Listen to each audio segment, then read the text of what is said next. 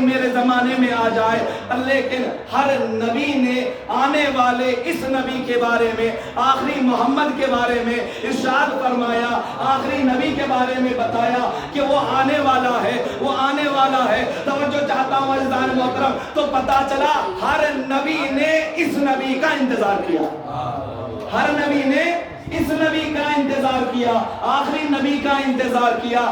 اب انتظار کی انتہا ہو گئی۔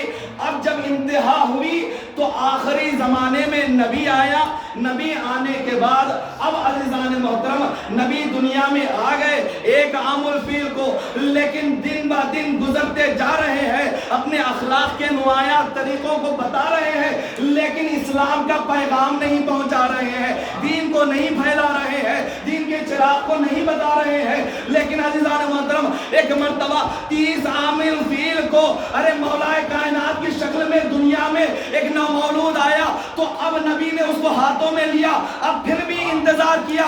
جب یہ رشد و نما کرتے ہوئے اس قابل بن گیا کہ ظاہری اعتبار سے رسول کا ہمدرد اور مددگار بن جائے، تب رسول نے اسلام کے پھیلاؤ کا آغاز کیا، اسلام کی تبلیغ کا آغاز کیا۔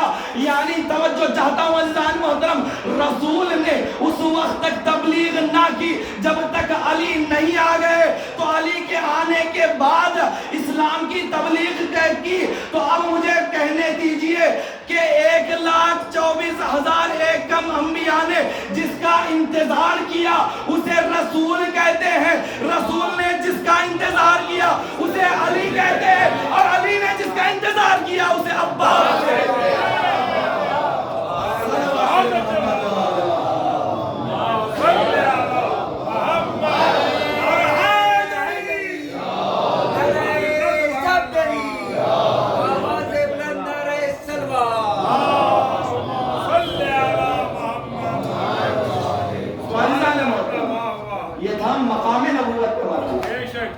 کہ یہ رسول ہے کہ جو انتظار کر رہا ہے، اور یہ علی ہے کہ جو انتظار کر رہا ہے عباس کا۔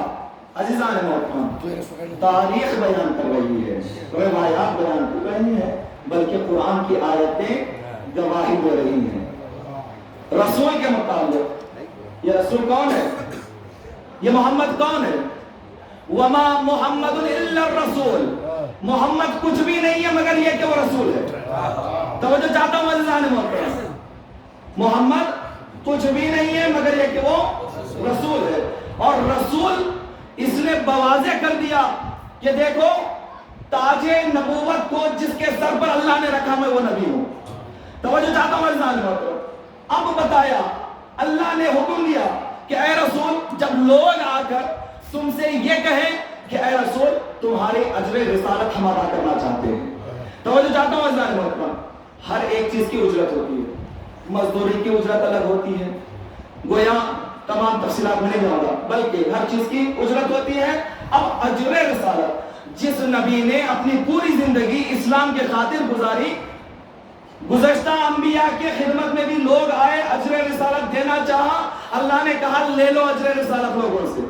توجہ چاہتا ہوں عزیزان محترم، اب یہاں پر نبی کو بھی حکم ہوا کہ اجر رسالت لے لو، تو اللہ نے حکم دیا کہ اے رسول جب لوگ آ کر کہیں تمہیں اجر رسالت دینے کی تمنا کا اظہار کریں تو تم کہہ دینا کہ میرے محبت میرے اہل بیت میرے اقربا کی محبت اجر رسالت ہے۔ توجہ چاہتا ہوں عزیزان محترم، اب اس کو رسول کی ذمہ داری تھی کہ وہ پریکٹیکلی طور پر اپنی زندگی میں اجر رسالت کیسے ادا کیا جائے سکھائیں۔ توجہ چاہتا ہوں عزیزان محترم، تو رسول نے اپنی زندگی میں بتا دیا کہ اقربا کی عزت و اکرام کیسے کیا جائے۔ تو کہا یا رسول اللہ آپ کیسے تعلیم دے رہے ہیں؟ تو عجب نہیں بتائے، ارے تم نادانو ذرا تاریخ پلٹ کر دیکھ لو، کیا اوراق میں صاف لکھا ہوا ہے، سنہرے الفاظ میں یہ تمہیں دیکھنے کو ملے گا کہ جب بھی رسول در زہرا پر آتے ہیں تو کہتے ہیں السلام علیکہ یا اہل بیت النبوہ و معدن الرسالہ، اے مکان انبیاء، اے وارث انبیاء، اے وہ معدن و کان کے جہاں سے انبیاء نکلتے ہیں، بلکہ عام الفاظ میں کہ اس مکان کو کہتے ہیں کہ جہاں انبیاء نبوت حاصل کرتے جاتے ہیں۔ توجہ چاہتا ہوں بس نہیں اور واضح کرو، در سیدہ وہ در ہے کہ عالمین کے لیے جو رحمت بن کر آیا وہ آ کر سلام کر رہا، سلامتی کی دعا کر رہا۔ در سیدہ پر آ کر سلام کرنے والا نبی بتا رہا ہے کہ دیکھو در سیدہ وہ مکان ہے، در سیدہ وہ در ہے کہ جہاں پر رسول جیسا شخص آ کر سلام کرتا ہے۔ تو عزیزان محترم اب جملہ آپ کے حوالے کر رہا ہوں، آپ کی سماعتوں کا یہ جائزہ ہے کہ دیکھیے کہ جس مکان پر آ کر ارے رسول سلام کرے اسے سیدہ کہتے ہیں، اسے فاطمہ کہتے ہیں، اور فاطمہ پہلے سے کرتا بنا کر جس عباس کا توجہ چاہتا ہوں عزیزان محترم، نہیں اور زیادہ واضح کرو، ارے جس مکان پر نبی آ کر سلام کرے اسے فاطمہ کہتے ہیں، اور فاطمہ جس کا کرتا بنا کر انتظار کرے، نہیں بلکہ آنے والے عباس کے بارے میں کہے کہ دیکھو عباس میرا بیٹا ہے، اس ذات کا نام علمدار ہے۔ تو عزیزان محترم یہ خلاصہ، بس ایک بات کی طرف اور اشارہ، شاید بزرگان اس بات کو محسوس کریں گے۔ عزیزان محترم حضرت عباس کا لقب گزشتہ مجلس میں آپ نے کئی القابات سنے، بس یہ ایک لقب آپ کی خدمت میں بیان کرنے جا رہا ہوں۔ جہاں حضرت عباس کو قمر بنی ہاشم کہا گیا، توجہ چاہتا ہوں عزیزان محترم، جہاں حضرت عباس کو علمدار کہا گیا، جہاں حضرت عباس کو وفادار کہا گیا، وہیں پر حضرت عباس کو محدث کہا گیا۔ توجہ چاہتا ہوں عزیزان محترم، محدث کا میں نے کہہ دیا، آپ نے آسانی سے سن لیا، بس ذرا توجہ کے ساتھ، محدث کہتے کسے ہیں؟ محدث کے معنی کیا ہے؟ محدث کے کئی معنی ہیں، جو ایک معنی جو بیان کیا گیا ہے، محدث یعنی فرشتوں سے کلام کرنے والا۔ توجہ چاہتا ہوں عزیزان محترم، جو ملائکہ سے گفتگو کرے اسے محدث کہتے ہیں، یہ ایک معنی۔ دوسرا معنی محدث کا یہ ہے کہ کم از کم اسے 2 لاکھ احادیث یاد ہوں۔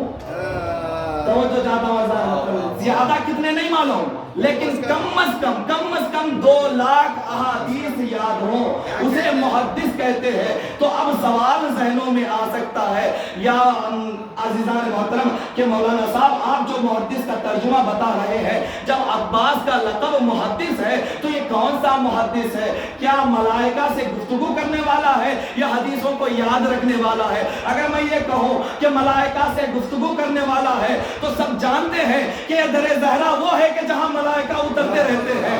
عزیزان محترم اب سوال دوسری جانب آئے گا کہ آپ سوال ممکن ہے یہ کر دیں کہ اگر عباس کو 2 لاکھ حدیثیں اگر یاد تھی تو عباس نے بیان کیوں نہیں کیا، بیان کیوں نہیں کہا؟ عزیزان محترم ارے یہ جذبہ زینب سے ملتا ہے، کلثوم سے ملتا ہے۔ 11 محرم سے لے کر مدینہ پہنچنے تک زینب بھی ساتھ میں رہی، کلثوم بھی ساتھ میں رہی، لیکن زینب کا کلام ملتا ہے، کلثوم کا کلام نہیں ملتا۔ بتانا کیا چاہ رہے ہیں؟ ارے جب بڑے بولا کریں تو بچوں کے خاموش ہونا چاہیے۔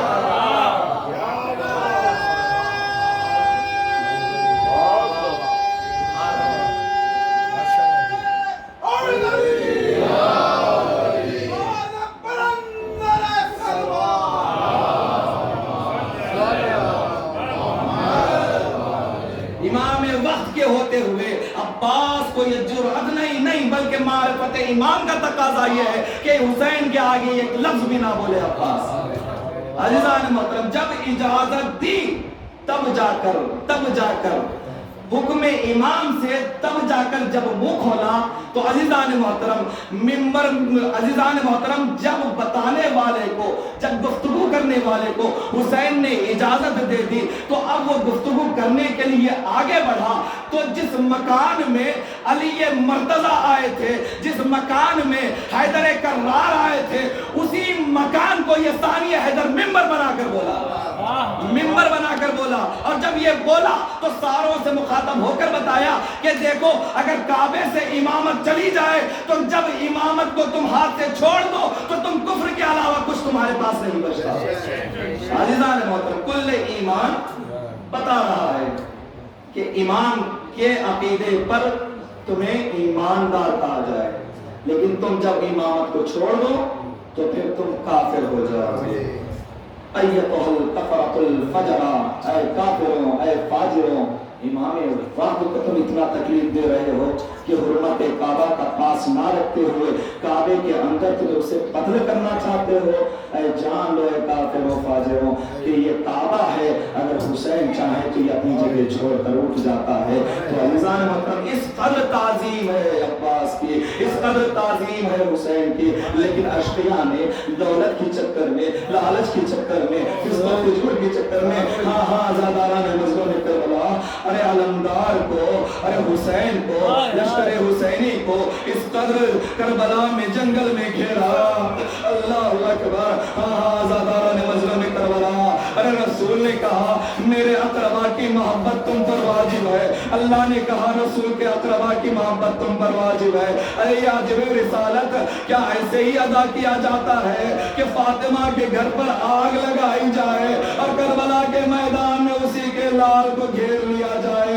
اللہ اکبر، زاداران مظلوم کربلا، ایک مرتبہ وہ وقت آن پڑا کہ عباس آتے ہیں اور فرماتے ہیں یا آقا حسین، اے مولا، اے سردار و آقا، مجھے بھی جنگ کی اجازت دے دیجئے۔ کہا اے عباس، تم تو میرے لشکر کے علمدار ہو، میں تمہیں کیسے اجازت دے دوں؟ اللہ اکبر، یہ کہنا تھا، یہ جملہ کا سننا تھا کہ ایک مرتبہ عباس خاموش کھڑے ہو گئے، ایک مرتبہ داہنے جانب دیکھا، بائیں جانب دیکھا، کہا اے آقا، وہ لشکر ہی کہا ہے کہ جس کا میں علمدار ہوں، اے آقا آپ تو اجازت دے دیجئے۔ اللہ اکبر، اجازت نہ ملی، لیکن دیکھا آتش کی آوازیں بلند ہو رہی ہے۔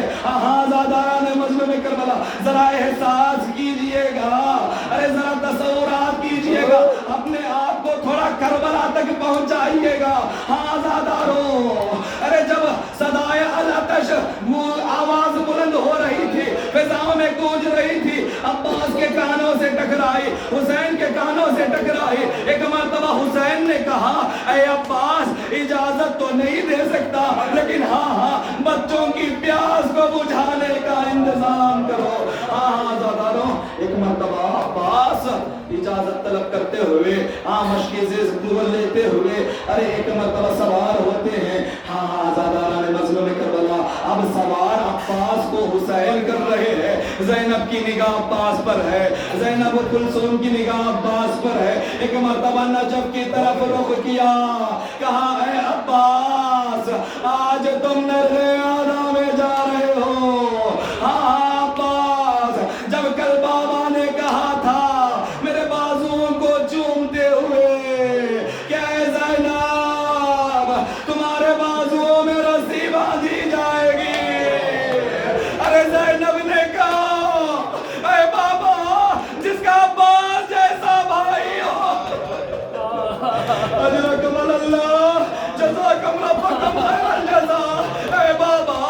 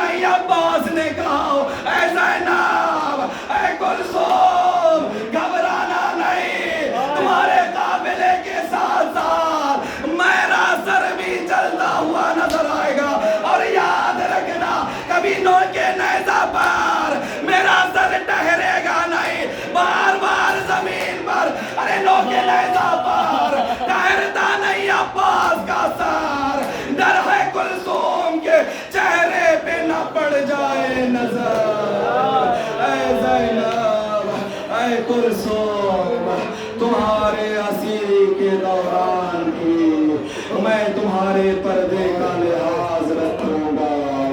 ये दाई का बहुत वादा है। अला लानतुल्लाह अलल कौम ज़ालिमीन व सयअलमु लज़ीना ज़लमू अय्या मुनक़लिबिन यनक़लिबून। बारिला परवरदिगार वाक़ मोहम्मद वाले मोहम्मद, भाई बहन ज़ैनब व अब्बास का वास्ता, परवरदिगार चचा भतीजी अब्बास व सकीना का वास्ता, परवरदिगार जो भी मुश्किल हालात में है, परेशान है, उसके परेशानी को दूर फरमा। और परवरदिगार फर्शे आज़ा के सदक़े में हमारी दिली हाजतों को कबूल फरमा। परवरदिगार बीमार करबला के सदक़े में जो बीमार है, खास कर वतन अजीज के दो अफराद जनाब नाज़िम साहब और जनाब अशरफ अली साहब के, इनको जल्द अज जल्द शफाए कामिल व आजिल अता फरमा। परवरदिगार बाक़ी मोहम्मद वाले मोहम्मद आज़ादारान मज़लूम करबला जहाँ कहीं भी हो, उनकी जान माल इज़्ज़त व आबरू की हिफाजत फरमा। परवरदिगार ज़ाकिरीन हज़रात नूह खान और मर्सिया खान और उलमाए इकराम जो भी आज़ादारी सैयद शुहदा जिस तरीके से भी बानी के उन्वान से हो या बच्चों की शक्ल में हो, जो भी इसमें हिस्सेदारी ले रहा हो, परवरदिगार इसके हिस्सेदारी को कबूल फरमा। परवरदिगार बाक़ी मोहम्मद वाले मोहम्मद तुझ वास्ता अहमद अलैहिस्सलाम का इमाम ज़माना के ज़ुहूर में ताजील फरमा और उनके आवान व अंसार में हम सबको शामिल फरमा। रब्बना तक़ब्बल मिन्ना इन्नका अंतस समीउल